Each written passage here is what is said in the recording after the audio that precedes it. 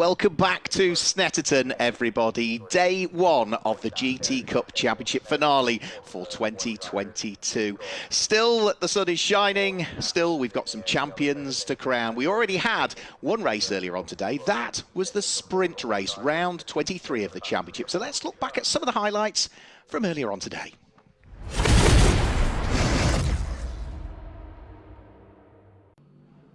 When the lights went out on round 23 of the championship, Hugo Cook would lead the charge in his Mercedes up towards Ritchie's corner, whilst the two Ram Racing teammates, Mike Price and Ian Logie, would go wheel to wheel through the first corner. They were three wide further back, though, as Simon Orange, together with Morgan Tilbrook and Ian Campbell, were all vying for the same piece of tarmac. Former champion Chris Murphy was off and onto the grass at the wheel of the BMW. He would rejoin.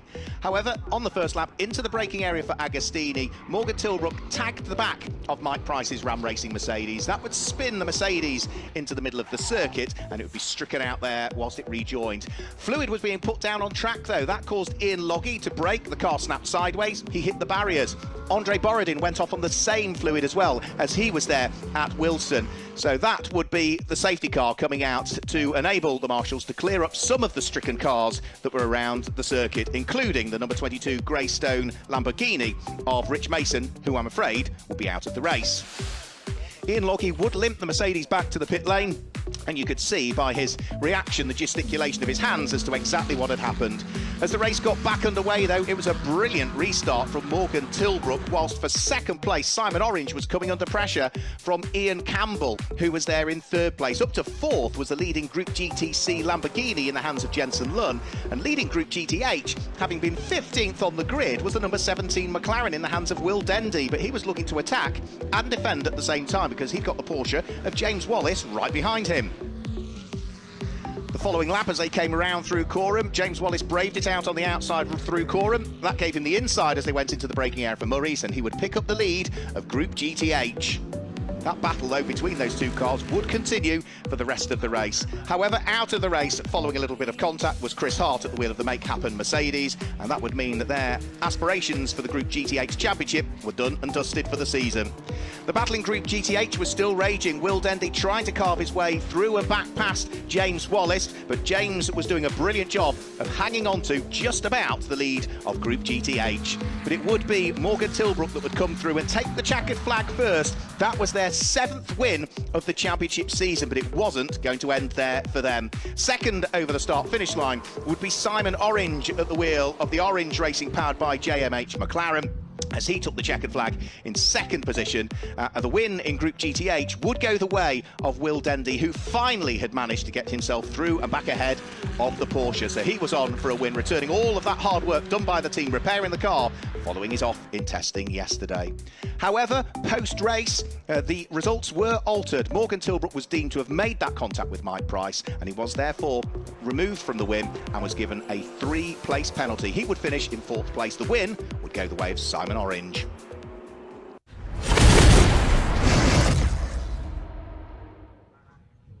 Well, that was the highlights following round 23 of the championship, the sprint race that we had earlier on today. And because it is the championship finals weekend here at Snetterton, our second visit of the season to Norfolk, it also means that we're coming towards the end of the championship season. Now, of course, within the GT Cup, we have the main overall championship. We then have the individual group championships. You could call them classes, but we do call them groups in the GT Cup. So we need to look at what's going on there. We also have the sprint challenge for the sprint races, and also the sporting challenge as well as the teams challenge. So there's several championships within the championship that we need to look out for. In terms of the overall championship coming into this weekend, well, Simon Orange and Michael O'Brien have a 70-point lead over Jensen Lunn and Warren Gilbert and the Top Cats Racing with Hex.com team. But because they're in Group GTC, which has fewer entries this weekend, they're going to struggle to close that gap. So you do almost need to look down for the car that's there in 3rd place, the number 50 car of James Wallace and Sam Mayer-Loughlin at the wheel of their Group GTH Beluga Porsche. Mathematically could still win the championship, but what they do need is race wins, fastest laps and pole positions almost for the rest of the weekend, and they almost have to hope that Simon Orange and Michael O'Brien have a problem. But mathematically, the championship is still up for grabs. It is for the overall championship, but some of the group championships have already been settled as a result of those results that we saw earlier on today. So what we did manage to do after the sprint race from earlier on today, I managed to catch up with a couple of the drivers who are now their group champions for 2022.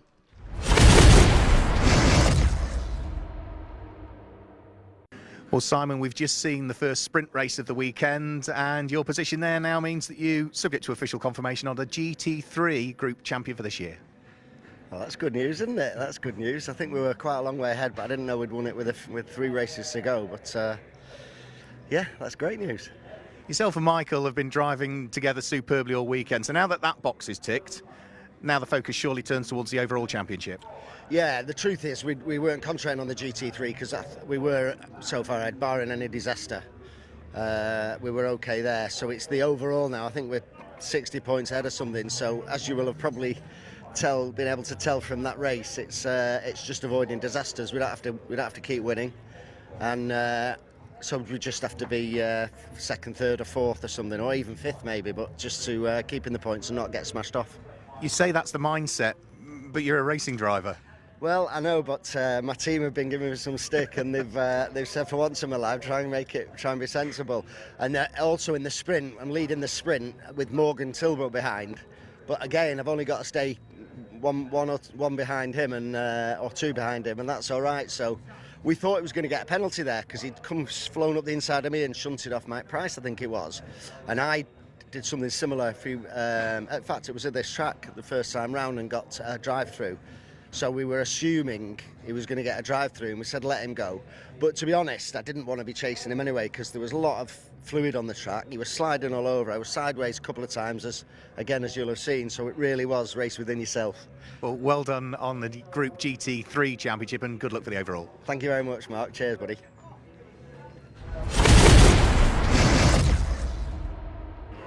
Jensen, first race of the weekend done and dusted, and with the result that you've just had, that does mean that yourself and your co-drivers for this season are the GTC champions for this year. Yeah, very pleased. We did what we needed to do. We've got pole position, fastest lap, and obviously the race win in our class. So yeah, we're GTC champions now, which is really good after the year we've had. You know, we've had obviously I've had the cancer. Warren's had the huge crash at Silverstone. We've had to bring Charlotte Birch in to drive with us as well, and now I'm driving with Charlotte Gilbert while Warren recovers. So what a massive year for us. So to win it now and be class champions, we're so happy. It's so good. It's so good. They say motorsport is a team effort and a team game. Well, surely that story sums up exactly that. Absolutely. You know, it's never say never. We've continued to push all year, and no matter what's been thrown at us, which has been a lot this year, you know, we've just carried on, and you know, we've got the results, and yeah, champions. So we're now after the team championship. That's what we want now. Yeah, you're lying in a handy position in that, so there's still work to do in the remaining 3 races. Yeah, I mean, obviously we've got to finish. We've got to be competitive. We're obviously watching Team Orange to see what they do. Personally, as a driver, I'm really happy to have won GTC. So now we're trying to do what we can for the team. Car's great, Lamborghini's good. Top Cat's doing a great job as always. Pirelli giving us the good tyres. So yeah, all to play for. The weather's nice. Well done on the win. Many congratulations. Good luck for the rest of the weekend. Thank you. Thank you. James, we've just seen the first sprint race of the weekend, and with the result, that means that yourself and Sam are the Group GTH champions for 2022. Yeah, I mean, we weren't quite expecting the championship to come this early, to be honest. We definitely think we were going to have a harder fight this year for the championship, but we had a bit of luck in the last race. I mean, there was a lot of carnage out there, wasn't there? And yeah, it kind of, the luck just fell our way, to be honest, out there. You look at, you know, what you've done this year, you know, yourself new to GT racing, not raced with Sam before, not having raced in this car before. It's been a real learning season, so to achieve what you've achieved, you must be enormously pleased and proud. Yeah, I mean, to be honest, coming into the season, we didn't really have any expectations. We kind of thought I would peak towards like the middle time of the year, but we ended up at round 1 doing really well, and from there it's kind of just gone upwards, and my curve of like progression is just exponential right now. You're smiling all the way. Plans for 2023 might be a bit early to talk about them, but hopefully we'll see you out in something. Yeah, definitely have plans right now. They should come in the next few weeks, and yeah, I hope to be back. We'd love to see you back, and well done to yourself and Sam. Yeah, thank you very much.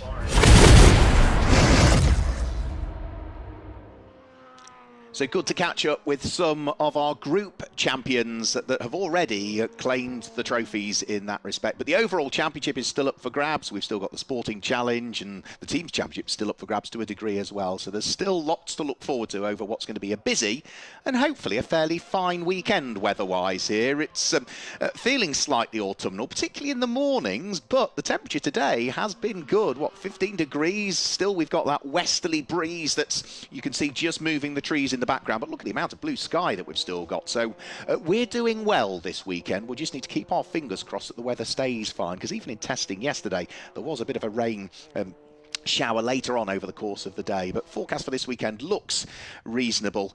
You can see the cars are still in their garages at the moment. There's been a slight delay with one of our supporting races here at Snetterton. There was a red flag, so that race is running a little bit late, so the cars very shortly will be released from their garages, and you can see them all there ready to go. So that is the Veluga Porsche. So we were just chatting to James Wallace, who has secured the Group GTH Championship with Sam Mayer-Lochner. That's the car that they are in there. You can see that James is suited and booted and ready to go, just managing to put his balaclava and the hands device and the crash helmet on the roof of the car, so he's not as yet been given the all clear. And heading towards the camera there is Sam Mayer-Lochner, who he shares the car with. Sam is a stunt driver by trade, and those two have really gelled as a partnership this year, have got on superbly well. There's a good dynamic between the two of them.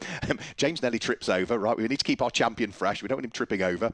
But yeah, they've had an absolutely mega year, and you can still see that they're nice and relaxed. It's a nice atmosphere in the Veluga garage, actually. So smiles all round at the moment, but they'll want to make sure that they keep that momentum going. Whilst the Group GTH Championship is secured, they'll be wanting to try and claim the overall championship if they can, but they know full well with the points deficit that they've got that there's work to do, because they lie third in the championship standings and are 72 points off the leaders with about 80 remaining. So plus maybe the odd one for here for fastest lap, and so there are also bonus points available if you enter and start the final 8 championship races. So there's still a chunk of points up for grabs. You can see the supporting race now in its last lap. You can just see the last lap board being hung out there by one of our fantastic Snetterton marshals over the pit wall. So that's the suggestion that we're on to the final lap of this support race, and once that checkered flag has gone out, then all of the fans will forget about the single-seaters that are going round and look towards this fantastic grid of GT cars that we've had all the way throughout the course of the championship season for GT Cup this year.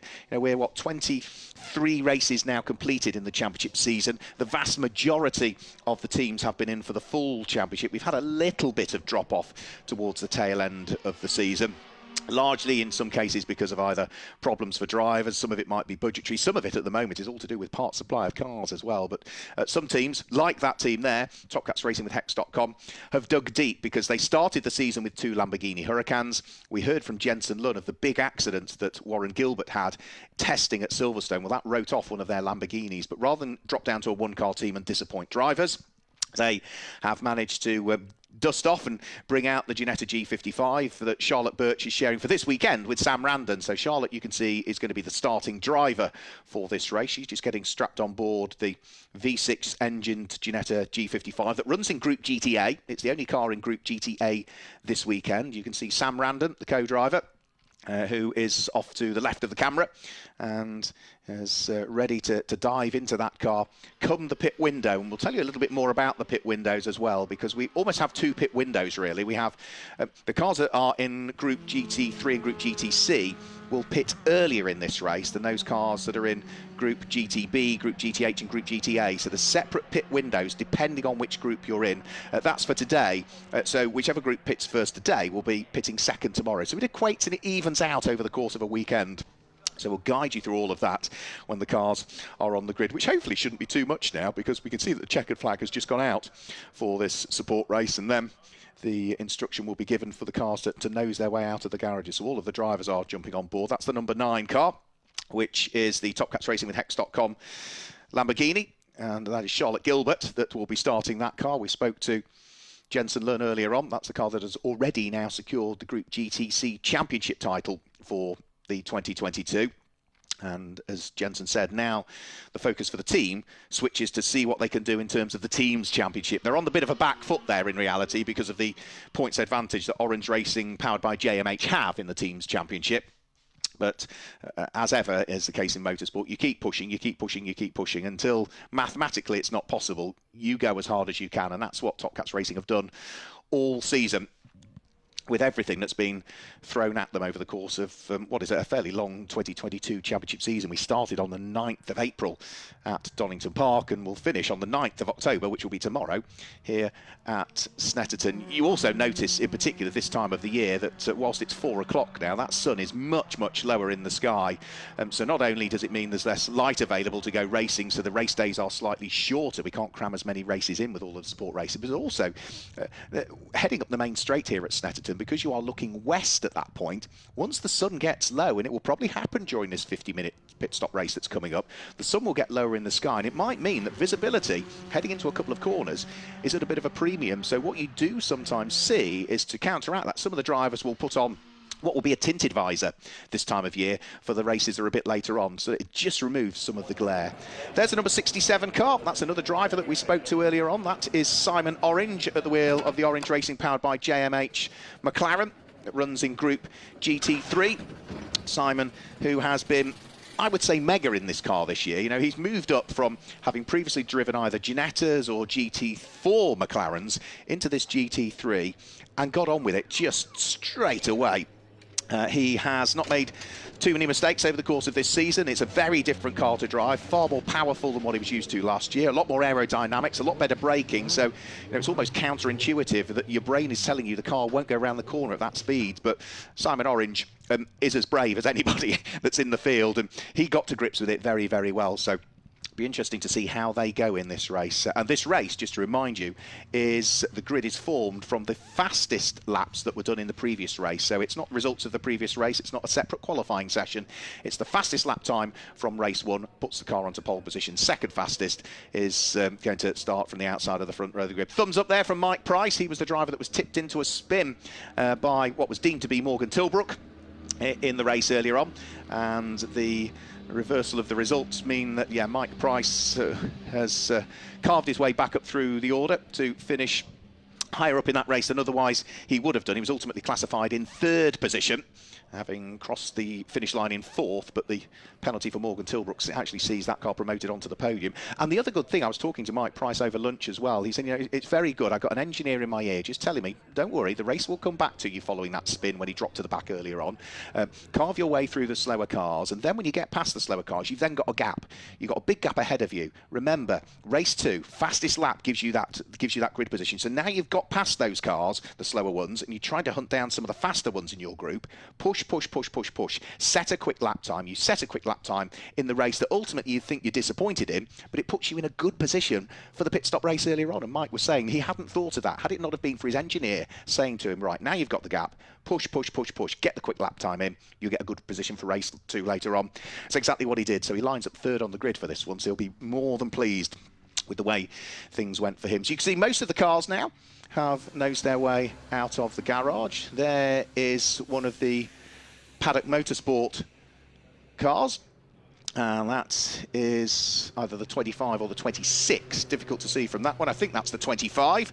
So that will be a car that finished well earlier on, and that's the car that Kavijandu shares with Adam Hatfield. Adam is a former champion in the GT Cup, having secured that championship in 2018 when he was sharing with Chris Murphy, who is also on the grid actually in a Group GTB BMW in this race. So that car had a reasonable result earlier on, the number 25, whereas it was misfortunes, I'm afraid, for the sister car in the hands of Termo Shahan, because that car retired into the pit lane with 0 laps chalked into the book earlier on. So the sister car to it from Paddock Motorsport is off the very back of the grid, I'm afraid, because it didn't set a lap time in race number 1. So Tomo Shahan and Tom Roach, who he shares that car with, have got plenty of work to do in this one. And they're not the only cars that are further down the grid than one might have expected, because we've also got the number 22 Greystone GT Lamborghini of Rich Mason, who's partnered up with the pro driver John Lancaster. They've also got a chunk of work to do as well, because they are off the back row of the grid in penultimate position, 21st position. So cars at the moment still up on their air jacks, so you can see they're up on the air jacks. If you're wondering why there's no wheels on them at the moment, that's because the tyres are preheated. There are tyre ovens out the back of the garages which are heated up either with diesel or electricity or gas, depending on the format of them. And what they do is that the tyres mounted onto the wheel rims go into those ovens, and they don't bring them up to a full temperature that you get when they're on the car at racing speeds, but they preheat them to a reasonable degree.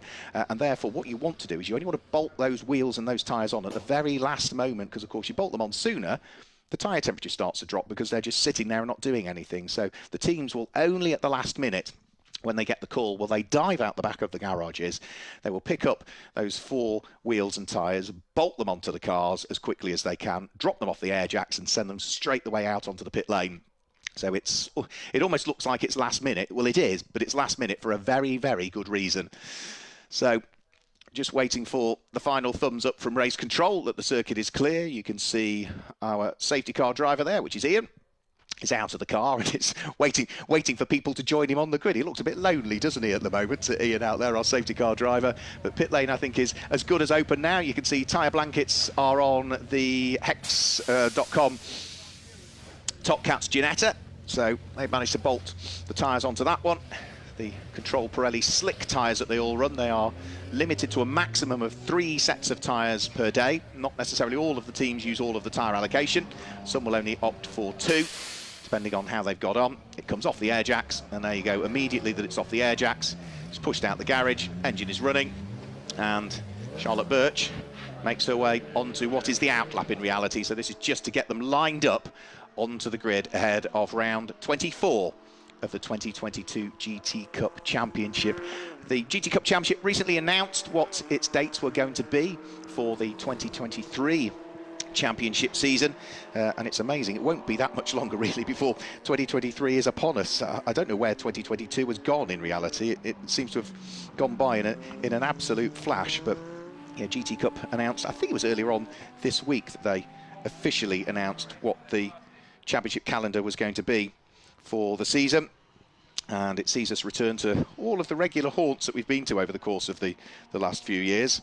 There's no suggestion as yet that there's the return to racing in Europe, because of course we did visit Spa-Francorchamps for a good number of years, but it's all domestically based for 2023, with the usual visits to Donington, to Brands, couple here at Snetterton, Alton Park for a single day again as part of the supercar pageant event that exists up there. Silverstone on the Grand Prix circuit, so there's plenty for the drivers to look forward to, and already chatting to quite a few of them in the paddock, many hoping to return next year, and many that have maybe done a part season this year wanting to do the full season next year. So I think, as is ever the case with the GT Cup Championship and Butte Motorsport, the hard work done in the background and the friendly atmosphere in the paddock, yes, it's competitive, but yes, it is friendly, means that, you know, drivers return, or they have a little taste of it, like Hugo Cook there this year, and hopefully we'll see a little bit more of Hugo in the championship next year. Now that is the car, that number 36 Mercedes, that will start from pole position. So Hugo Cook in his 3rd weekend of racing in the GT Cup Championship, already with overall wins, had problems in the race earlier on. I think he was another one that was caught out on the fluid that was deposited around the circuit. I originally thought he'd parked the car up on the grass, but I think it was the tail end of a spin that we caught on camera, and he fired the car back up again and did a brilliant job of working his way from, if memory serves me correctly, 19th when he was queued up behind the safety car, to ultimately finish in 5th position. So, you know, I said, yeah, he'll definitely get a top 10. We might usher him into the top 6. And as it was, yes, it was 5th in the end. So he really did deliver on what I'd suggested he needed to do. And brilliant driving from him. Let's see what he might be able to do in this one, because, of course, he will start from pole position. So there is James Wallace, now safely on board the number 50 Voluga Racing Porsche. He's got the Estonian driver Andrei Borodin ahead of him. car that's behind him will be Charlotte Birch, the Top Cats Racing with Hex.com Ginetta, as they all slowly work their way round and onto the grid. There is the number 26 car I was talking about. That's the car that had damage earlier on. The front left corner of that car was damaged, so it didn't do a single lap. So Temo Shahan will be starting off the very tail end of the field. Let's see what he might be able to do with his co-driver, Tom Roach.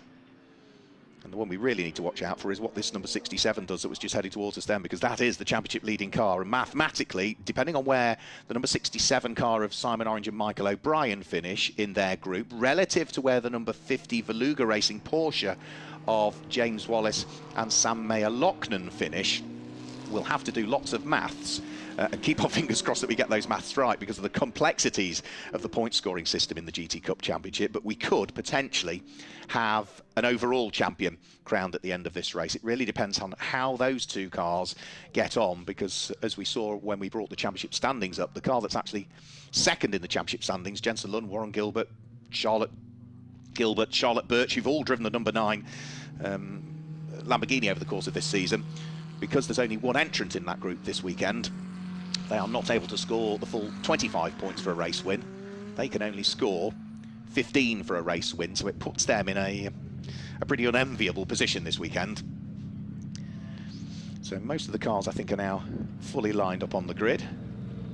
Sam Mayer-Lochnan scheduled to take over this car when James Wallace is done with driving duties. Now, Sam Mayer-Lochnan is classed as a pro sporting driver. So he's not a sporting, he's not a pro, he's a pro sporting, which means he could start this race if he wanted to, but he's opted not to. And because both of those drivers are pretty evenly matched, I'm not sure necessarily that car might pit at the front end of the pit window. Arguably, if you've got a quicker driver and a slower driver, you pit the car, if you start the race with the slower drive, which is in reality what we do, you pit the car as soon as you can in the pit window and get the quicker driver in the pro, arguably, as soon as possible. But for that number 50 car, I'm not quite as sure. There's Jason, the man behind JMH, who are working hand in hand with Simon Orange, quite literally hand in hand. And the last few bits of advice for Simon. He will know what's at stake here. The car already bearing a couple of scars from the hard fight that it was involved with in race number 1. But that is the championship leading car coming into this weekend. Simon Orange and Michael O'Brien. And as we say, the other car we need to keep an eye on is, yes, you could argue the Hex.com Lamborghini, but because of the fact that it's not going to score maximum points, you really probably need to look for the car that sits behind it in the championship standings, the number 50 Veluga Porsche. And those are the two cars, or the three cars at least, we'll be keeping an eye on. So all of the cars are fully lined up on the grid. There is one car that will be missing from this grid, and that is the unfortunate number 16 Ram Racing Mercedes of Ian Loggy. We saw Ian Loggy in the highlights have an off when he dived onto the brakes heading in towards Agostini. He hit that fluid that was down and the car pitched right into the barriers. He suffered damage which is precluding him from taking part today. Should see that car repaired for tomorrow. But again, I was chatting to Ian over the course of lunch, and he said it was funny really. He said, because I was in second place behind Hugo Cook. I saw Hugo Cook go off on the fluid coming out of Palmer. He said, I got to the next corner and thinking, wow, I'm in the lead here, I'm in the lead. The next minute he hit the brakes, his car was in the barriers, and he said he had to laugh with the irony of the fact that he'd just literally taken the lead, and then all of a sudden he was caught out by exactly the same thing. So disappointed, but realistic in that that's motor racing. Ian knows what he's talking about when it comes to motor racing. This year alone, something like 75 races he was scheduled to compete in. So plenty of experience, not just this season, but over the course of the previous years in which he's competed as well. So we're very shortly about to get the rolling lap underway. When we get the rolling lap underway, I'll give you the grid. I will also give you the amount of time that each car has to remain stationary in the pits. So it's a minimum of 60 seconds. If you are partnered up with a pro sporting driver, it goes to 70 seconds. If you're partnered up with a pro, it goes to 75. And then we add success seconds from the previous race at Donington Park, an extra 20 if you won your group, 15 if you were second, 10 if you're third. So off they go on their formation lap. Let's guide you through the grid in a few moments' time, and we will also give you those starting drivers. So here we go then. Let's guide you through the grid then for round 24 of the GT Cup Championship. Pole position goes the way of Hugo Cook, who'll be stationary for 75 seconds come the pit window, and alongside is Morgan Tilbrook, who'll be there for 85. Row 2 of the grid, it's the number 11 car of Mike Price, 75 seconds, and alongside it's exactly the same for Ian Campbell when he gives way to Ollie Webb. Row 3 of the grid, that's where we see Simon Orange. He'll be on 95 seconds, and alongside is John Whitehouse, who's on 60. And row 4 of the grid is Mark Hopton, 95 seconds for him, alongside James Wallace, who'll be stationary for 70. Row 5 of the grid, Charlotte Gilbert on 70 seconds, and alongside is Patrick Collins, who will start. He'll remain stationary for 80 seconds before Will Dendy takes over. And row 6 of the grid is Kavi Jundu, 70 seconds, alongside the car that will be started by Stephen Walton. That will be there for 60 seconds.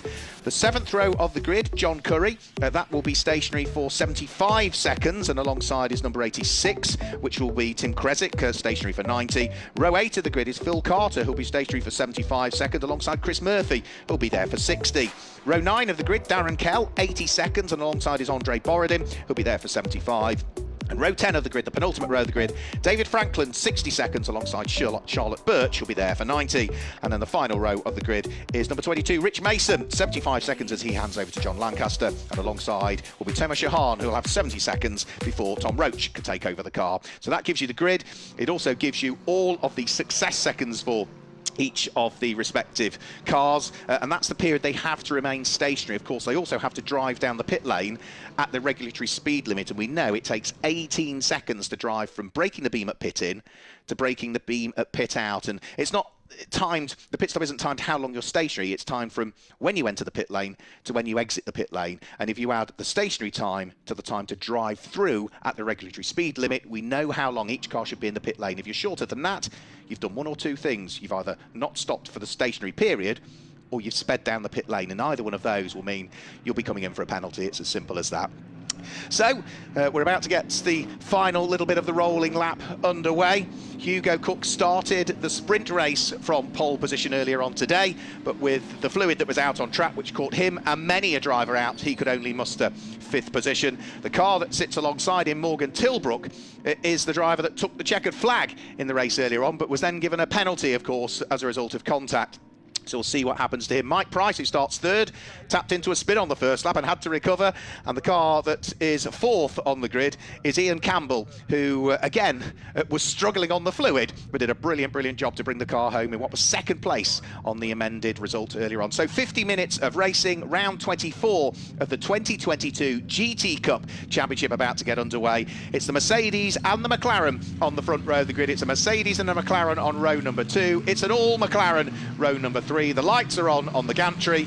We're about to get things underway here for round 24 of the championship. Lights on, lights go off now, and they power their way up towards Ritchie's, the first corner here at Snetterton, with Hugo Cook again looking to try and steal the march on everybody else as they head up towards the right-hander. Mike Price has Morgan Tilbrook sweep around the outside of him and hang on to 2nd place, and it's going to be Ian Campbell who's there in 3rd, but under pressure from Simon Orange. Everybody safely through the first corner. It's the heavy braking area for turn number 2. We need to try and keep an eye on nose to tail. They all thread their way through the Wilson hairpin and then accelerate their way up towards Palmer for the first time. Hugo Cook looking to try and escape early doors if he can, and at the moment is doing a very good job of that, actually, because he's opened up a bit of a gap between himself and Morgan Tilbrook. And in 3rd place, Mike Price is feeling the pinch a little bit here as Ian Campbell looks to try and wiggle his way through. This was where Mike Price was tipped into a spin earlier on by a McLaren, but Ian Campbell gives him a little bit more room, and the two of them side by side through the corner, side by side out of the corner, almost touching as they head towards Hamilton. And finally, Ian Campbell is able to squeeze his way through into 3rd place. Mike Price down into 4th and under attack from the championship leading car in the hands of Simon Orange, who's there in 5th. Speed start to build after Simon Orange in 5th. It looks like it's John Whitehouse that's there in 6th place. I think it might be James Wallace that's there in 7th place at the wheel of the Veluga Porsche. Couldn't quite tell. Yeah, it certainly looks as though it could well be. Down the Bentley straight, and contact there. Simon Orange makes a little bit of contact, I think, there with Mike Price. There was certainly a brush between the pair of them. A little bit of tyre smoke just heading up into the sky. But that was tight stuff there between our championship leader and Mike Price, but it is place gained for Simon Orange. Now, has that caused any damage to either car? I hope not. However, off, and that is the track focus car of Darren Kell that's off. So that's a car that also had trouble yesterday in testing, and work went on into the night to get that car repaired, but I'm afraid it's fallen to the wayside very early on in this 50-minute pit stop race. So over the start-finish line comes Hugo Cook. Gap between himself and Morgan Tilbrook was 0.8 of a second as the pair came over the start-finish line. Ian Campbell's there in third. There's no ill effects for either Simon Orange and Mike Price following their little bit of contact as they still reside in fourth and fifth position. Sixth at the moment is John Whitehouse. Seventh, actually, is Charlotte Gilbert, doing a really good job again at the wheel of the Group GTC Lamborghini. She's tucked right up behind the signature RV-backed Paddock Motorsport prepared McLaren. And for that Lamborghini, as we heard from Jen Saloon, all it needs to do is stay out of trouble, keep circulating, rack up some points, and then see where they are in the team's championship at the end of the full weekend. Behind those two is going to be the Group GTH leading car, which does look as though it's the Porsche in the hands of James Wallace that's there in 8th place. 9th place is Mark Hopton, who did a really good job, I've got to say. Hats off to Mark Hopton for what he did in race 1 earlier on, and put in a good lap time to put that car, I think, on pole in its group. And completing the top 10 is going to be number 25, Kavi Jundu, at the end of the first lap. So that's the order which they are in at the moment. We are concentrating on the battle for 6th and 7th position. John Whitehouse having to work overtime to try and keep Charlotte Gilbert's aspirations at bay. They do run in different groups: Group GT3 McLaren, Group GTC Lamborghini. So that means that the number 44 McLaren is a fully homologated Group GT3 car. The car behind, the number 9 Hex.com Lamborghini, is a Lamborghini Super Trofeo specification car, so different aerodynamics than you have on a GT3 Lamborghini. And there, I'm afraid, more problems for Teimur Shahan. That's the car that retired very early on in race number 1, and the body language of that car suggests that, yeah, all is not going to plan in race number 2. Not sure whether we caught the tail end of a spin there, but that car is either limping round or has dropped into some sort of limp mode, potentially. So hopefully he will keep out of harm's way, because travelling at the speed he's travelling, it won't be long before the front runners are going to be absolutely on his coattails.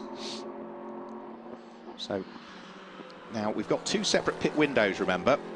I mentioned earlier on, pit windows open at different times. So the cars that are running at the sharp end of the order, so any cars that are in Group GT3 and Group GTC, today have to pit between the 24th and the 29th minute of the race. So on the countdown clock that's at the top of the screen, that's with between 26 and 21 minutes remaining on the clock. For those that run in either Group GTB, Group GTH or Group GTA, they pit later. They pit between the 29th and the 35th minute of the race, i.e. when the countdown timer shows between 21 and 15 minutes remaining. So they will pit later than the cars at the sharp end. That's reversed for tomorrow, so those that pit first today pit second tomorrow in reality. So there's a number 67 car, Simon Orange, who hasn't really shaken away Mike Price, has he? The two of them have been pretty evenly matched throughout the course of the last few rounds. For the lead of the race, Hugo Cook isn't really getting away either from Morgan Tilbrook. The gap that was 0.8 of a second, yes, it's stretched, but it's only gone up to 1.3 this time through. So Morgan Tilbrook is not really letting Hugo Cook get away. So Mercedes from McLaren, from Mercedes. So Ian Campbell in third.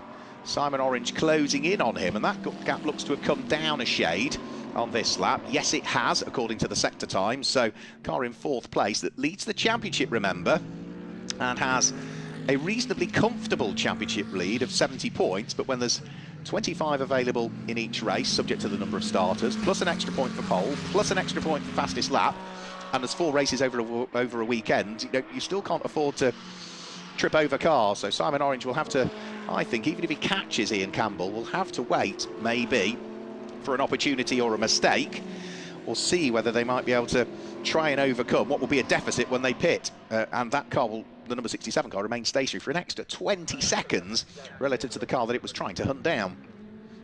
There's Chris Murphy, former champion, the 2018 overall champion in GT Cup. That was in a Whitebridge Motorsport run Aston Martin GT4. He's got the BMW E46 available to him over the course of this weekend. Back to the battle for 3rd, for 4th and for 5th.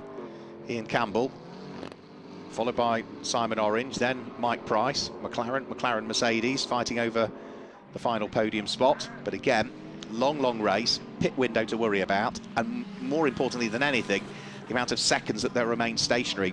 The car that is at the front of this little trio 75 seconds it will remain stationary. The car that is second in that little trio, 95 seconds it will remain stationary. And as for the third place car in that little trio, the number 11 Mercedes, again, another 75 seconds when Mike Price brings that car into the pits and hands it over to Callum McLeod. So this is why Simon Orange, at the wheel of the number 67 McLaren, wants to press on. He might be quicker than Ian Campbell, potentially, but he just can't get past him at the moment. And if he can get past, he might be able to pull away and overcome some of that extra 20 seconds that the car's going to be stationary, but just means that it's not quite panning out for him maybe as he wanted. But as he said pre-race when we caught up with him, he knows as long as they start to finish third, fourth, fifths will do at the moment. They don't need overall wins now, and if he's driving based on the advice that the team have given him, rather than, as Simon Orange tends to do, just go as quickly, as flat out as you possibly can, of which he's very good at that, then yeah, being where he is good enough at the moment.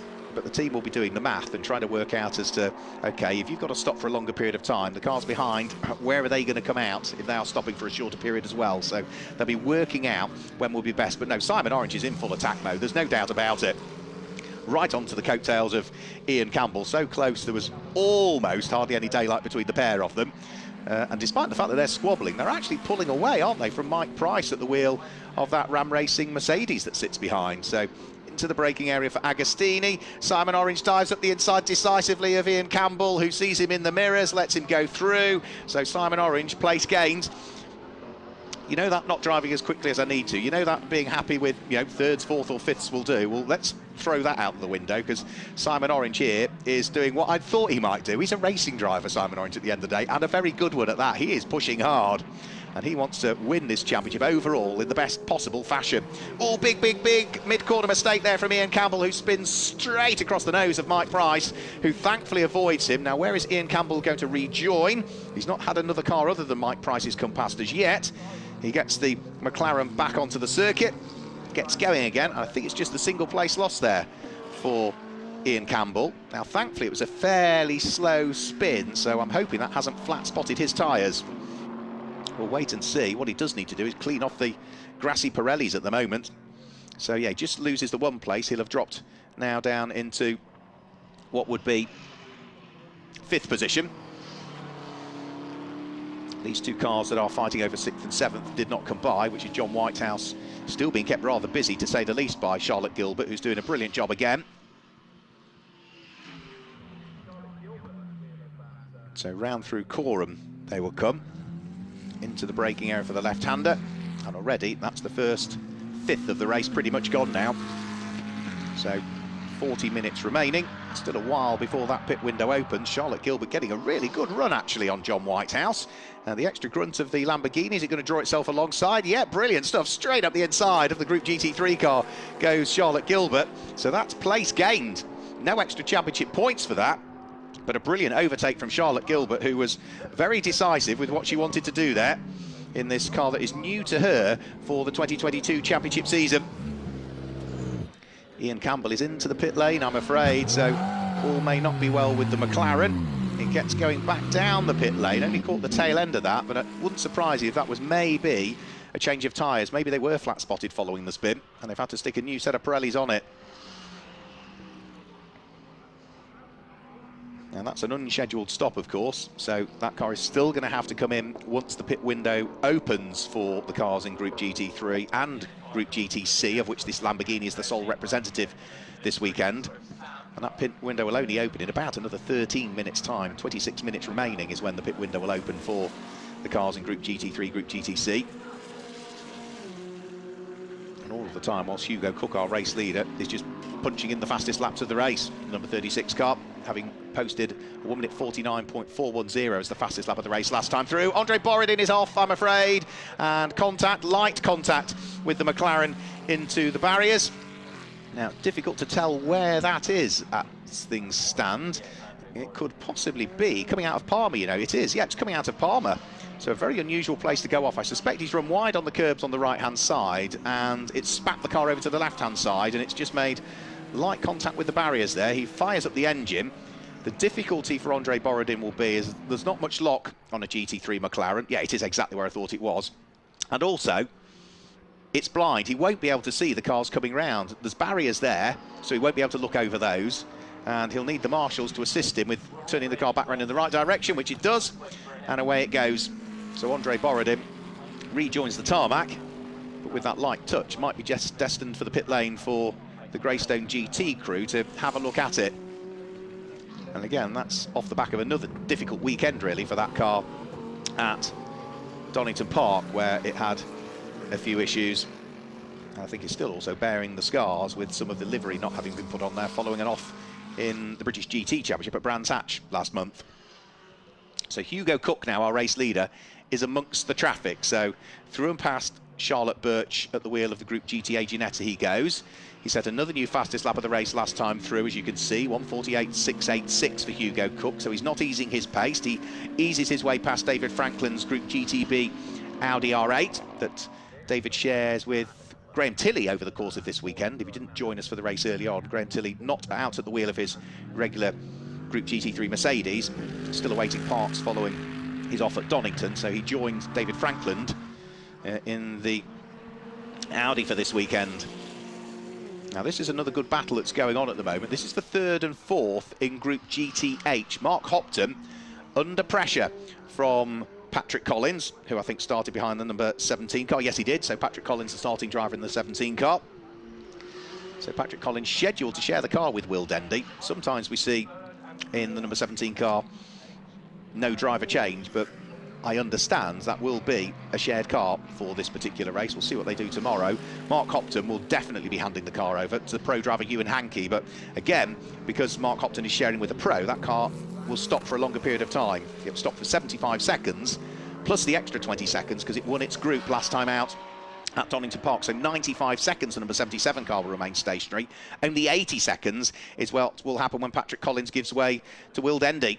And the two of them are pretty evenly matched at the moment, aren't they, as they fight over what would be ultimately the final podium spot in Group GTH. Behind them on track is the Group GTB leading Beamer in the hands of former champion Chris Murphy. So they'll just be threading their way around through Coram. Here they come now. Mark Hopton pushing hard. Did a really good job in race number one of bringing the car home in a strong position. He finished in 9th place overall. That was 3rd in Group GTH, but more importantly, he set the fastest lap in Group GTH of any car. So in reality, started the group from pole for this race, but he's now down to 3rd in the group. But he's still under pressure, isn't he? There is Patrick Collins.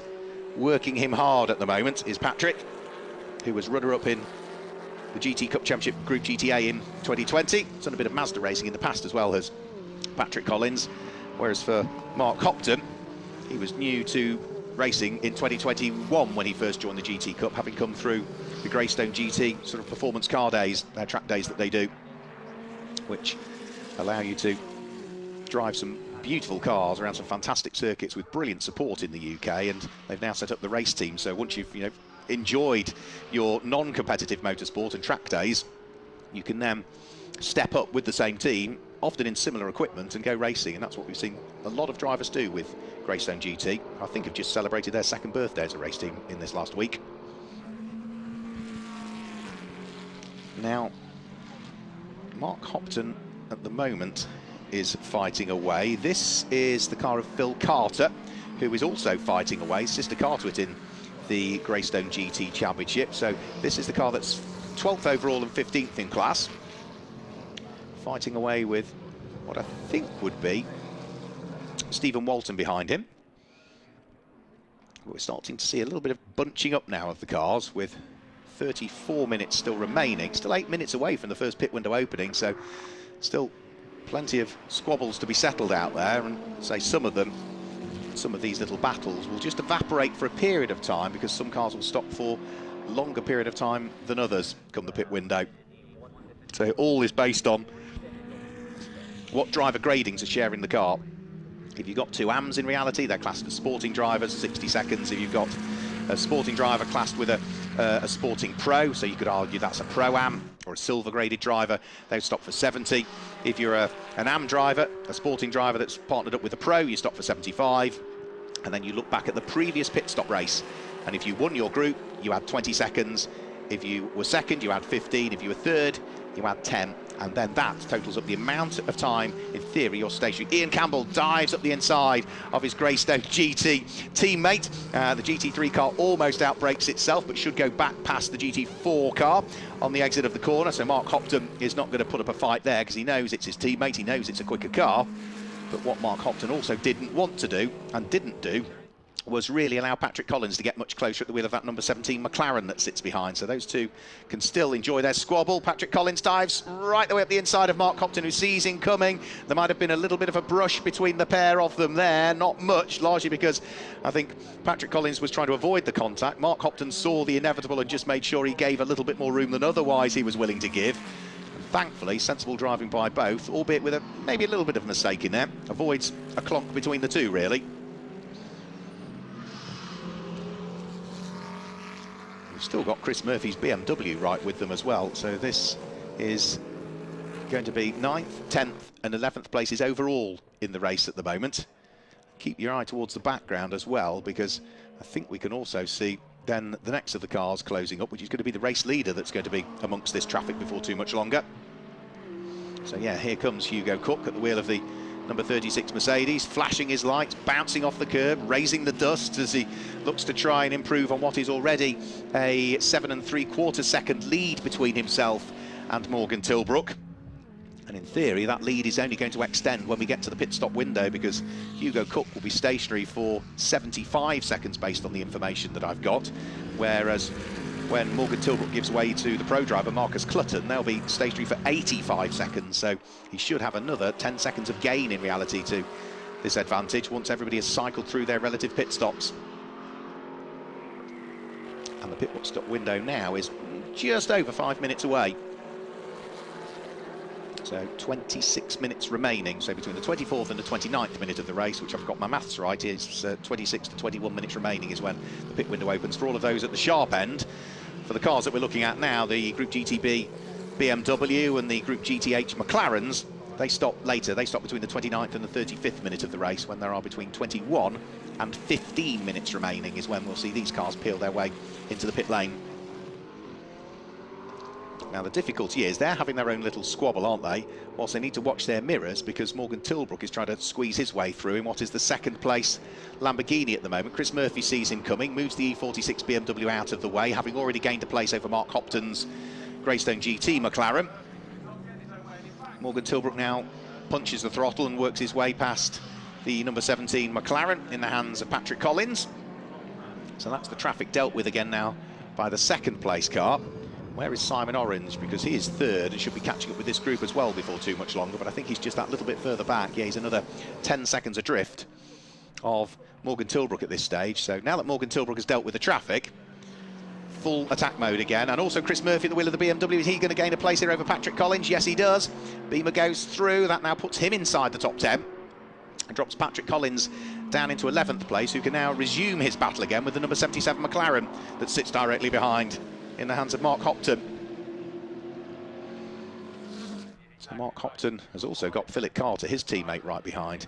So back towards what's going on. Investigation from race control. Car number 17 and 77 are under investigation. Now that is Mark Hopton and Patrick Collins. Now we knew that they were busy fighting away, so maybe there's been a bit of contact between the pair of them, and that is currently under investigation by race control as we look at the car that is currently in 5th place overall and leading Group GTC. So this is Charlotte Gilbert, who is thoroughly enjoying the opportunity to drive what was, I think, a 50th birthday present from her husband, the Lamborghini. Warren Gilbert, who is still not back to full fitness following his incident earlier on this season, hopefully will be back at the sharp end again next year. This is the number 50 Beluga Racing Porsche. This leads Group GTH at the moment, which is exactly what James Wallace needs to be doing to try and keep their overall championship aspirations alive. So they are leading Group GTH. And remember, they are lying 3rd in the overall championship standings this weekend. The car that they'll be wanting to try and work out where it is going to be the number 67 McLaren of Simon Orange and Michael O'Brien, because that is the overall championship leading car, and that car at the moment is 3rd in the race but the race leader Hugo Cook is non-point scoring. He's an invitation class car because he hasn't done the full season, so the car that's in third in reality at the moment, Simon Orange and Michael O'Brien, would net the points for second, if that makes sense, because the race leader is non-point scoring. And that is this car here, just working its way through and past Chris Murphy's car. Whilst this is a brilliant battle that's going on in Group GTH, isn't it? McLaren, Mercedes are all busy fighting away. At the sharp end of that queue is the car that's third in the group, which is Patrick Collins, but Mark Hopton is putting him under pressure. Then Philip Carter. Then we get the number 69 car, which is going to be Stephen Walton, who started that car. And they're all about to be gobbled up by the car that's currently fourth overall in the race, which is the Group GT3 light green Mercedes, in the hands of regular Porsche racer as well, Mike Price. So Mike Price has been racing a Porsche Cayman GT4 in a couple of championships this year, but has been just getting better and better and better at the wheel of this GT3 Mercedes. He did say to me, I think it was at Donington Park when we were chatting, he did say, when you've been racing the GT4 Porsche and you get back in the GT3 Mercedes, it really is a massive culture shock again to try and switch back from a GT4 car into a GT3. And I was saying, yeah, I know, but that, you know, if you're a pro, it's easy. He said, absolutely, that's why you have a pro that works with you, because that pro can switch from one car to the next. Whereas, you know, as a man who's similar age to me, you know, it just takes a while. You know, you've got to recompute it in your head again, that the effect of the car, that the performance of the car, the aerodynamics of the car, the braking ability of the car are substantively different. And it's, you know, it's like flicking a switch in a pro, because that's their job. Whereas in an amateur driver like Mike, just takes a while, takes a few minutes to get used to it again, but he has really done superbly well this year at the wheel of that car. What a fight it still is for the final podium position in Group GTH. As I say, they're all potentially going to have to stop for a different period of time. Number 17 car will stop for 80 seconds. The number 77 car will stop for 95. Just off the back of that is the number 14 car, which is Phil Carter. That will stop for 75 seconds, and the Mercedes that's just behind that will only stop for 60 when Stephen Walton gives way to Chris Hart. So arguably, whilst we've got McLaren, Mercedes, the Mercedes that is at the tail end of this little quartet should come out of the pit lane ahead of the three McLarens that it's trying to hunt down, and that's important. You know, it is important because it means that the job at the moment for the number 69 car of Stephen Walton is stick with those McLarens, stick with them. If you get past them and you get the opportunity, brilliant, but if you don't, stick with them, because you know, come the pit stop window, they're going to stop for a longer period of you than you are. You should be able to leapfrog them. And then when Chris Hart gets in the car, he should be able to hopefully maintain that advantage that he's then gained through the pit window, which is pretty much now open. So we should see some of the front runners coming into the pits. These cars can't, because these cars will be pitting in 5 minutes' time when their pit window opens. But yep, we do now get them coming. So straight away, the championship leading car is in. Simon Orange giving way to Michael O'Brien. Off comes one set of Pirellis. On will go another preheated set of Pirellis. And it will be Michael O'Brien that will take over this car. Michael, we've seen racing in the British GT Championship sporadically for a good few years. He will be out with Simon Orange in the British GT Championship next weekend when they make their debut in it at Donington Park. This race, however, for this battle can still continue because their pit window will not open until 21 minutes remain in the race. In is Mike Price. Good stint from Mike Price. Callum MacLeod scheduled to take over that car.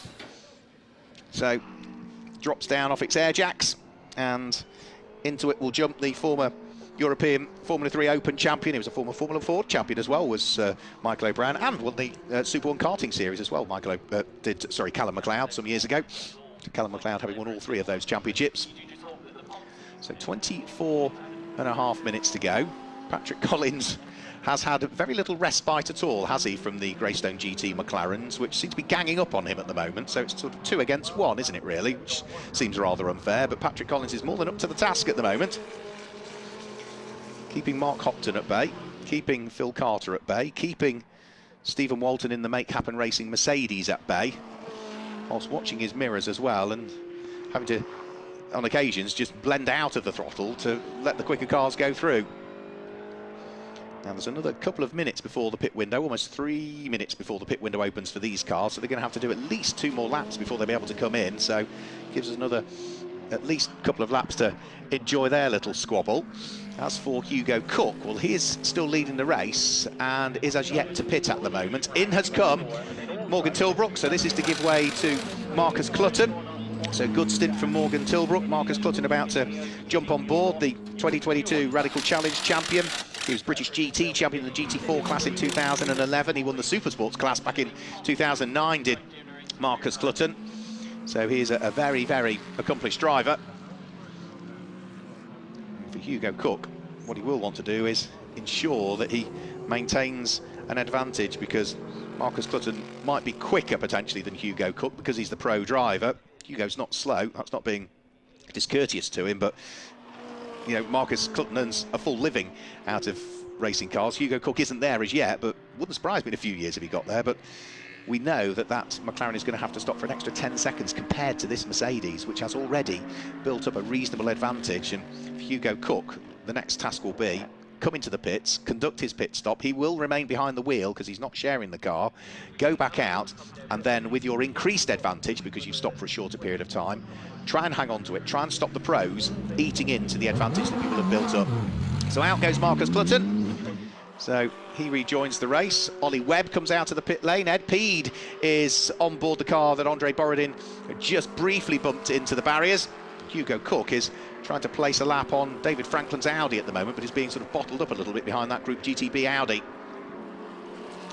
So Marcus Clutton, that familiar sort of teal colour to his helmet, on board. We've also getting the change for the Group GTC Top Cats Racing with Hex.com Lamborghini. So Charlotte Gilbert, brilliant stint from her again. She will hand the car over to Jensen Lunn, whilst the sister car, the Ginetta, still in the hands of the other Charlotte Birch at the moment, because pit window hasn't opened for that Ginetta. So Sam Randon is waiting patiently for that car to come round. It could pit, I think, maybe at the end of this lap potentially, but for the moment what they are doing is watching their mirrors as some of the quicker cars that have just pitted come by. So the pit window almost at the tail end now for GT3 and GTC. So Hugo Cook will have to come in, I would have thought, almost at the end of this lap, the race leader. And as he comes into the pit lane, we might actually see some of these cars from Group GTB, Group GTH and Group GTA come in, because the pit window will open for them with 21 minutes remaining. Now Hugo Cook, let's have a quick look. So Hugo Cook, 21 minutes remaining. He gets to the bottom of the Bentley straight, and if my understanding is right of the bulletin that we were issued, pit stops must be taken between the 24th minute of the race, so 24:00:000, and 28:59:999, which means, if I've got the maths right, this is outside of the pit window now. The pit window's been closed for about 20 seconds. So Hugo Cook, is he going to come in this lap? Yeah, he comes in this lap. I'm not saying it's out of the window, but I've got a fairly large question mark over that one. We'll have to wait and see as to whether that is deemed appropriate or not, is all I'm going to say. Either way, Hugo Cook now vacates the lead of the race and does come down the pit lane to serve what for him is deemed as being his, by him and the team, scheduled pit stop. Now, it's gone up onto the air jacks. Plenty of time, 75 seconds stationary to sort the car out. It's where he feeds back out is the big question. And now the pit window is open for the next batch of cars. Are we going to see any of these McLarens come in? Because Patrick Collins, I would imagine, is ready for a rest now. It's been a really good stint that he's put in at the wheel of the Orange Racing powered by JMH McLaren, because at no point has he seen anything other than a Greystone McLaren in his mirrors, actually. And a fairly large Greystone McLaren, that of Mark Hopton, who will surely come in and hand it over to Ewan Hankey, that number 77 car, at the end of this lap, because the pit window is now open for these, so they should, I would imagine, dive in. Are they coming in? Let's just have a quick look. They accelerate their way out of Murray's. Yep, they all dive for the pit lane. So Patrick Collins to give way to Will Dendy, Mark Hopton to give way to Ewan Hankey, and the number 14 car, Phil Carter, to give way to Michael Broadhurst. Whilst out on track, of course, those cars that have already pitted are looking to try and thread their way back up through the order. Hugo Cook's about done with his pit stop, so he's being pushed back onto the circuit. Now Hugo Cook also needs to be careful as well with regards to track limits, because he did receive a black and white warning flag for track limits, so needs to be careful. And also crossed the solid white line there at pit lane exit, which again raises another question in reality. When the line is solid, my understanding is you shouldn't be able to cross it. Only when it goes dotted should you do that. So a couple of question marks I have at the moment with regards to Hugo. Let's hope that it's all deemed to be fair and reasonable, but that's not my call. That's for the race officials to look at. Looks as though Sam Randon either struggling to get the Ginetta started or stalled it, as the case may be. So he has now taken over the Ginetta G55, the V6-engined Ford machine from Charlotte Birch. See him looking across, and then he blends out on the dotted section of the lines, out of pit lane with 18 minutes to go. New fastest lap has just been put in by Marcus Clutton. So, you know, we know the pro drivers are going to be quick. Marcus Clutton straight away, straight onto the fastest lap of the race at the wheel of the number 66 McLaren. 1 minute 48.229 for Marcus Clutton. Final few pit stops taking place. The number 96 car, which was driven by John Curry, has now been taken over by British GT driver and factory Lamborghini driver Phil Keane for part 2 of the race. But for Marcus Clutton, his job now is push, push, push, try and close the gap on the race leader, which is Hugo Cook, but also try and catch up with a car that has leapfrogged him over the course of the pit stops, because the Greystone GT number 23 McLaren of Ollie Webb has jumped ahead because it stopped for a shorter period of time. Also got in the car that lies third overall in the championship standings there, Sam Mayer-Lochnan being bolted on board. James Wallace having done now with driving duties in this race. So 17 minutes to go. I give you a full rundown of the top 10 and pick out the group leaders as well, because there's still a bit of shuffling for those cars that are just in the process of finishing off their pit stops. So I'll give you a full rundown of the order.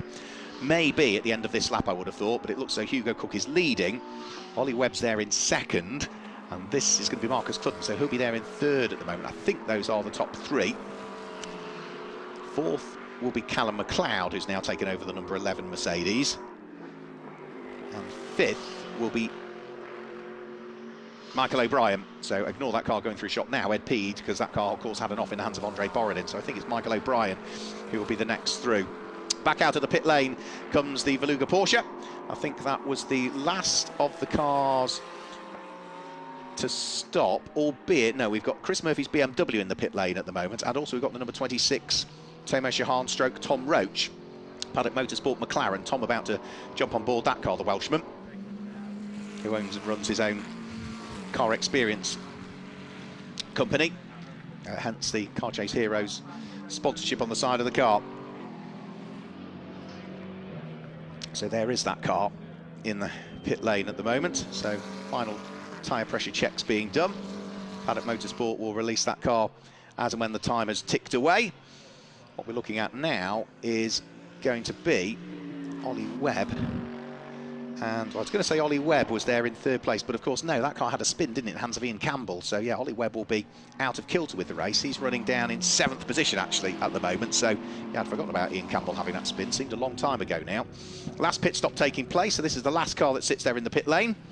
So everybody now has completed their mandatory pit stop, and the pit window is about to close for the last time. So 15 minutes to go, all pit windows then closed. So everybody, I think, has now conducted at least one pit stop. Yeah, everybody having done one pit stop. The only car that's showing as having done 2 is the number 23 car, of course, because Ian Campbell brought that car into the pit lane for some new tyres, I think, following his spin. So let me run you down through the order then, the way things stand at the moment. Number 36, Hugo Cook, leads the way by 12.4 seconds from the number 66 car in the hands of Marcus Clutton. Third is the number 11 Mercedes of Callum McLeod, and fourth is the championship leading car, number 67 car of Michael O'Brien. Fifth is number 44, Steve Ruston will have jumped on board that McLaren now, and sixth is the Group GTC leading car in the hands of Warren Gilbert. 7th place is 23, Ollie Webb. 8th place is the Group GTH leading car, which will be number 50, Sam Mayer-Lochnan. 9th place is number 72, the Group GTB leading car, which will be Chris Murphy, and completing the top 10 at the moment is number 69. I did say that Mercedes should be able to leapfrog all of the McLarens because it was stopping for a shorter period of time. Exactly that's happened. Chris Hart in the Make Happen Racing Group GTH Mercedes is now up to 2nd in the group and 10th overall. The only other group leader that we need to pick out is Sam Randon now, who's taken over the number 3 Ginetta and is running down in 18th position overall, but leads the group. So those are the top 10. That's giving you the group leaders at the moment. We do need to try and keep an eye on what this car here, Marcus Clutton, is doing with regards to Hugo Cook and the gap. Well, it is 12.4 seconds off the lead at the moment for number 66, Enduro Motorsport McLaren. Marcus Clutton was half a second quicker than Hugo Cook last time through. So the gap went from 12.9 to 12.4.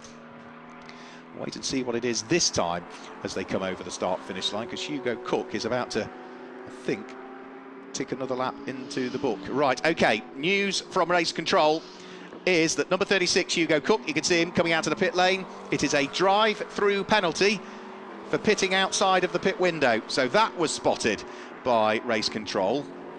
His pit exit still has a question mark over it for me as well. Let's hope there's not another penalty going his way, but that was why that number 36 car returned to the pit lane, and that now means that Marcus Clutton, without even having to do an overtake, has picked up the lead of the race. Hugo Cook will have dropped down into second position and now finds himself looking in his mirrors at another Mercedes that sits behind him, and that Mercedes is the light green Mercedes in the hands of the pro driver, Callum McLeod. So this is the fight now for second and for third position.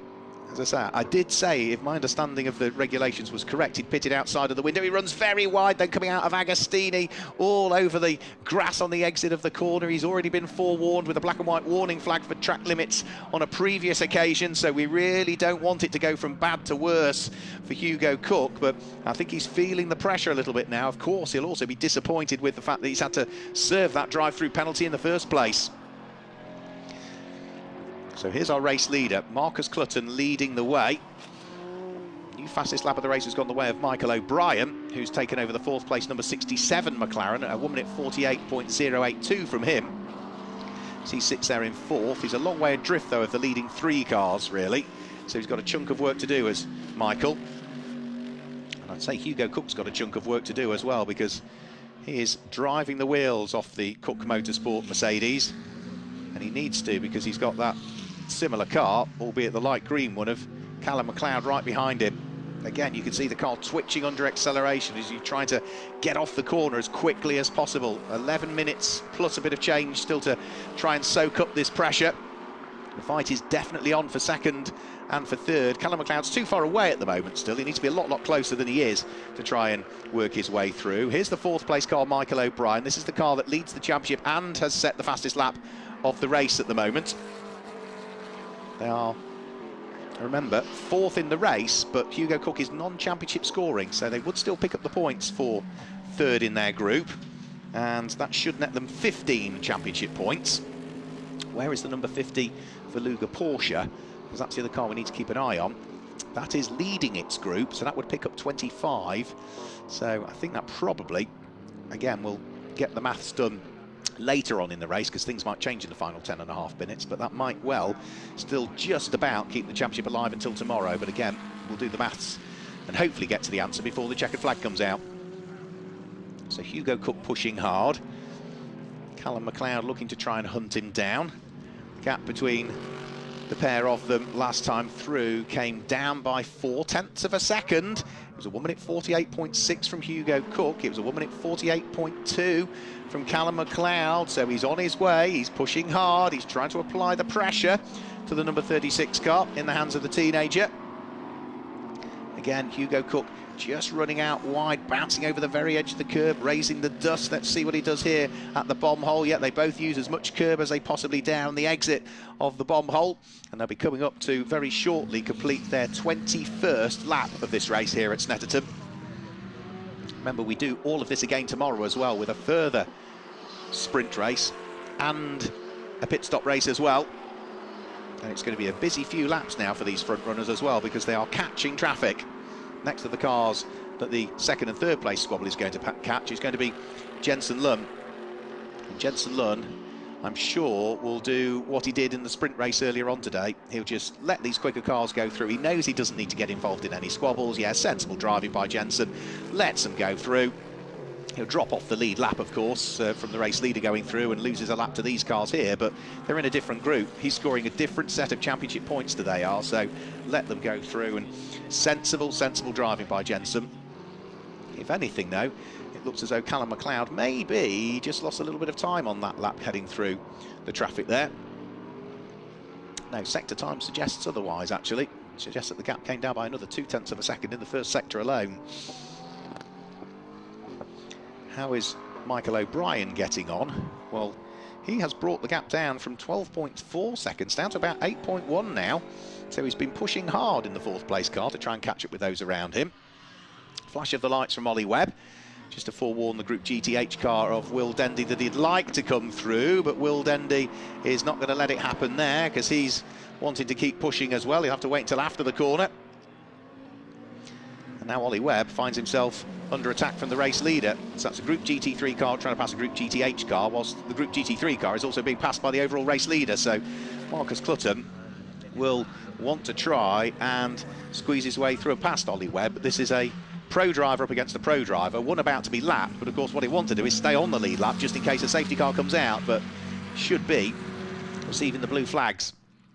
Off has gone Graham Tilley. He will rejoin at the wheel of the Audi. That was at the bomb hole, so he rally crosses his way back onto the tarmac. That's the car that former radical racer David Franklin was on board for part 1 of the race, and this is the car that still continues to lead Group GTH at the moment and is now running 8th overall in the race in the hands of Sam Mayer-Lochnan, who first cut his teeth, did Sam. I mentioned this to him earlier on in the season. I said, was it not Toyota MR2 Mark 1s you used to race? He said, crumbs, that was 20 years ago, Mark. So he first cut his teeth in things like Toyota MR2 Mark 1s when that was a very, very competitive championship, and then did a bit of VW Cup and Hyundai Cup.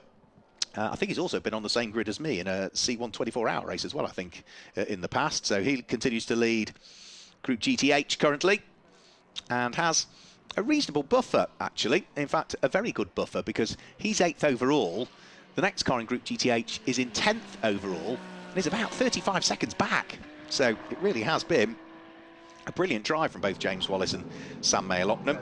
But is it enough to keep the overall championship hopes alive? We'll have to do the maths, won't we? Now, Ollie Webb has not as yet let past the race leader, Marcus Clutton. They are both going past Group GTH cars. Again, there's another flash of the lights from Marcus Clutton. Ollie Webb will, I don't think, pay a great deal of attention to that. And as things stand, you can see what it's like when two pros get together. There's just nothing to choose between them. It may well be that the car that is ahead in this little duo is desperately trying to stay on the lead lap of the race, but Ollie Webb is not a slow driver.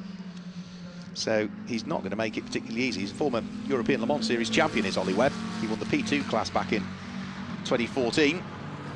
Done a chunk of racing in the World Endurance Championship over the year. Raced at Le Mans, of course.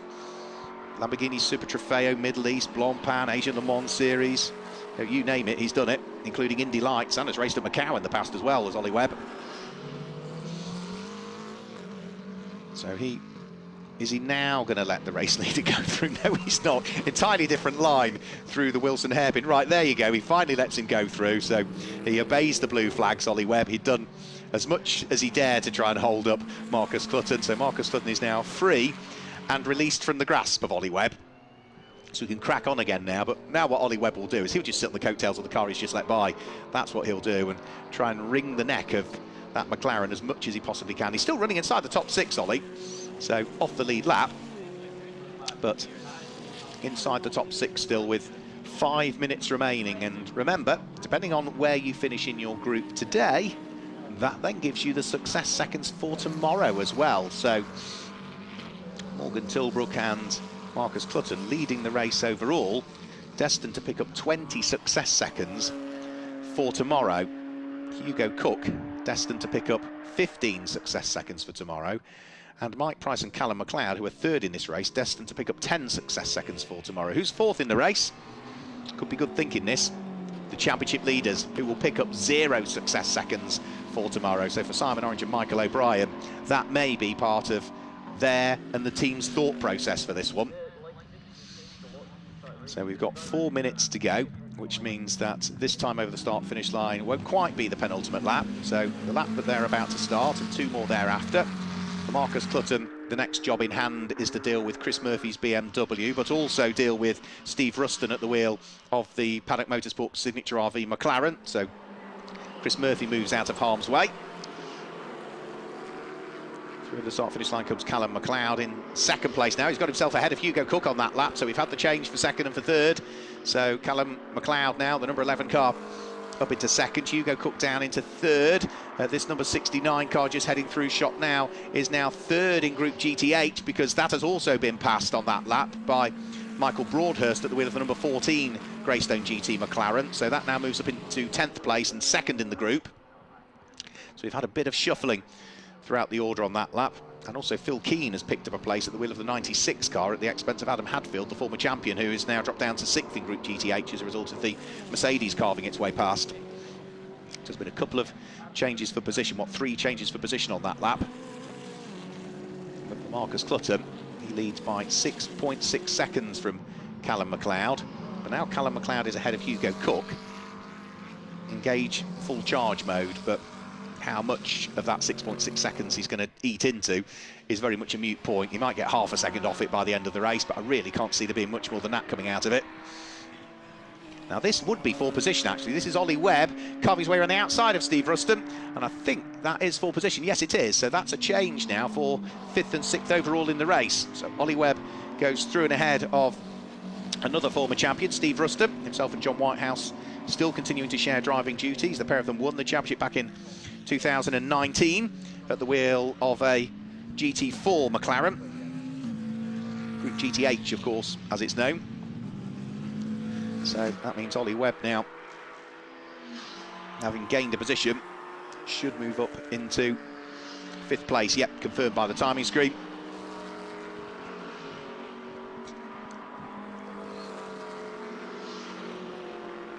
Right, a couple of minutes to go.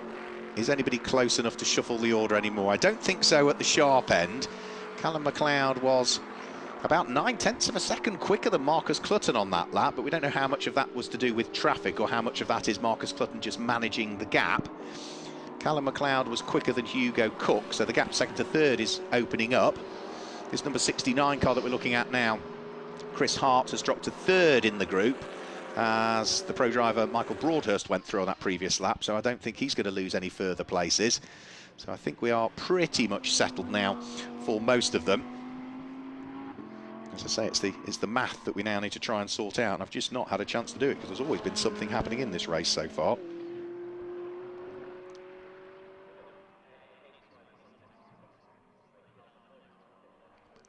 So down the Bentley straight, here comes the number 50 Beluga Motorsport Porsche, still continuing to lead Group GTH at this stage. Sam Mayer-Lochnan looking to try and see whether they can keep the championship alive. Marcus Clutton hoping that they can score another race win. They are now out of touch in terms of the overall championship, himself and Morgan Tilbrook. So mathematically, with their result in the sprint race earlier on, they were not able to continue to have the possibility of becoming the overall champions for this year. And they're about to head on to what should be their final lap of the race this time through. So through goes Marcus Clutton over the start-finish line, placing a further lap on the 8th place car of Sam Mayer-Lochnan, the Porsche Cayman, the 718 RS Club Sport that's run by Benji Hetherington's team, Beluga Motorsport. Now he's just a lap away.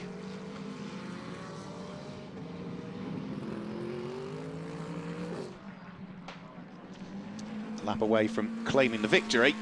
I say they're not going to be claiming the championship crown. It certainly looks as though the championship crown is going to go the way of the car in 4th place, because the maths have been done, the numbers have been crunched, and we think even if Simon Orange and Michael O'Brien scored no more points from now on and the race finished as is, and Beluga took all of the remaining available points, and Top Cats did as well, still wouldn't be sufficient to catch the points tally of the number 67 McLaren. So it does look as though it might be a 4th place finish. It might mean no success penalty for tomorrow as well, but I think even 4th place is going to give them the overall championship if we've got the maths right. So still some more overtaking to be done. The clock has ticked to 0. As for Marcus Clutton, well, he's just propelling the Zipcap-backed Enduro Motorsport prepared McLaren down the Bentley straight for the final time, onto the brakes, through Brundle and Nelson. Tricky section that, because you're having to brake whilst turning the car still there, so that's a tricky corner. Through the bomb hole, which is fairly easy, albeit it does dip away in the centre, and then up towards Coram, which again, tricky corner because you're braking and trying to get the car straightened up, as we heard from Jensen Lunn on the onboard lap earlier on, in towards Murray's. But down a couple of gears, through the left-hander, and it looks as though it's going to be a win in the 24th round of the GT Cup Championship for 2022 for the Enduro Motorsport pairing of Morgan Tilbrook and Marcus Clutton come through to claim the win. Second place should go the way of the number 11 Mercedes of Mike Price and Callum McLeod. Hugo Cook will finish in third position and fourth place, but I think that's the championship now for Simon Orange and Michael O'Brien at the wheel of the number 67 McLaren. We'll have to double check the maths, but I think that they've secured the championship with that. It's going to be fifth place for Ian Campbell and Ollie Webb, and sixth place for Steve Ruston and John Whitehouse. Seventh, we're just waiting to take the checker flag now, should be Jensen Lunn and Jensen Lunn and Charlotte Gilbert, I should say, who will claim top honours in Group GTC. They'll be the first non-GT3 car home. And already in 8th place, having taken the checkered flag, is James Wallace and Sam Mayer-Lotman, who did everything they possibly could. They won the group, but I just think they'll come up short in terms of the championship scoring. 9th place is Chris Murphy, who wins Group GTB with that, and completing the top 10 will be Andre Borodin and Ed Peed, I think. So checkered flag for everybody else heading over the start-finish line, but for Morgan Tilbrook and Marcus Clutton, they'll be pleased with the win, but that car there will be ecstatic with what I now think is the championship. So Simon Orange and Michael O'Brien, who are making their debut in the British GT Championship next weekend at Donington Park at its championship finale, they're going to be heading there as GT Cup champions for 2022. And when you bear in mind that that's a new driver pairing for this year, for Simon Orange, who is the AM driver, the sporting driver, that is a brand new car he's had to get used to for this season. A GT3 car is a big old step up for any driver. And, well, with what, as a pairing they've done this year, they have done brilliant work, and I've got to say have been hugely consistent, and it's consistency that wins you championships. You just look at, race after race after race, round after round after round, their consistent scoring, their ability to sort of stay out of trouble and on occasions make the best of a bad weekend. Well, that's what brings you championships, and certainly it looks as though, subject to official confirmation, they've done what they need to do. However, of course, the win will go the way of Morgan Tilbrook and Marcus Clutton, and very shortly we should be able to confirm all of those results for you as well once we've got all of the cars over the start-finish line and the checkered flag has been waved. And then, of course, we can reset and look forward to doing it all again tomorrow. So let's confirm the results for you then for round 24 of the GT Cup Championship. It's a win for Morgan Tilbrook and Marcus Clutton, with Mike Price and Callum McLeod finishing in second place and Hugo Cook in third. Simon Orange and Michael O'Brien were fourth, but I think that's enough for the championship for them. And fifth was Ian Campbell and Ollie Webb, with Steve Ruston and John Whitehouse in sixth. Jensen Lunn and Charlotte Gilbert finished seventh and won Group GTC, with James Wallace and Sam Mayer-Lotman finishing eighth and winning Group GTH. And in Group GTB, it was the 9th place car that came home for the win, which is Chris Murphy. Andre Borodin and Ed Peed wrapped up the top 10. Outside of the top 10, it was Phil Carter and Michael Broadhurst who finished in 11th, ahead of Stephen Walton and Chris Hart, Patrick Collins and Will Dendy, John Curry and Phil Keane, and then Mark Hopton and Ewan Hankey completed the top 15. Kavi Chundu and former champion Adam Hatfield came home 16th, ahead of Tamer Shahan and Tom Roach. Charlotte Birch and Sam Randon 18th, but took the win in Group GTA. And it was David Franklin and Graham Tilley that were in 19th position. The retiree, I'm afraid, very early on in the race was Darren and James Kell at the wheel of their Mercedes. And that is it for today here at what has been a beautifully sunny Snetterton. Remember, we've got 2 further races to come for you tomorrow, our final sprint race of the day and our final pit stop race of the day. And whilst we don't get the opportunity to chat to any drivers post-race today, we will be catching up with some champions tomorrow here at Snetterton. So the sun is setting at Snetterton. The sun is also setting on the 2022 GT Cup Championship seasons. Thanks for joining us today. We'll see you all again tomorrow. Until then, goodbye.